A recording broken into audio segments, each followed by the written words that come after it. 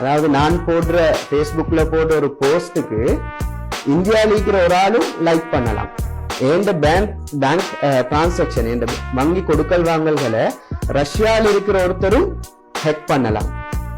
எந்த ஸ்டேட்டஸ ஜப்பான்ல இருக்கிற ஒருத்தரும் பார்க்கலாம் என்கிற ஒரு உலகத்துல நாங்க வாழ்றோம் என்றால், இலங்கை பிரஜையாக இருக்கின்ற அதே நேரத்துல இந்த மாதிரியான பிளாட்ஃபார்ம்களுக்கு வர்ற நேரம், இந்த டிஜிட்டல் உலகத்துக்குள்ள வர்ற நேரம் விலகிக் கொள்ளணும். நாங்க ஒரு உலக பிரஜை. எனவே இலங்கைக்குள்ள எங்களுடைய ஏதாவது தொலைஞ்சால் தேடிக்கொள்ள முடியும் என்ற ஒரு நம்பிக்கை இருந்தாலும், இந்த இடத்துக்கு வந்த பிறகு எங்க போய் தேடுறது, யார் எடுத்திருப்பாங்க, அது காணாம போயிருக்குதா இல்லையா என்ற கேள்விகள் எல்லாம் எங்களுக்கு முன்னுக்கு இருக்கும்.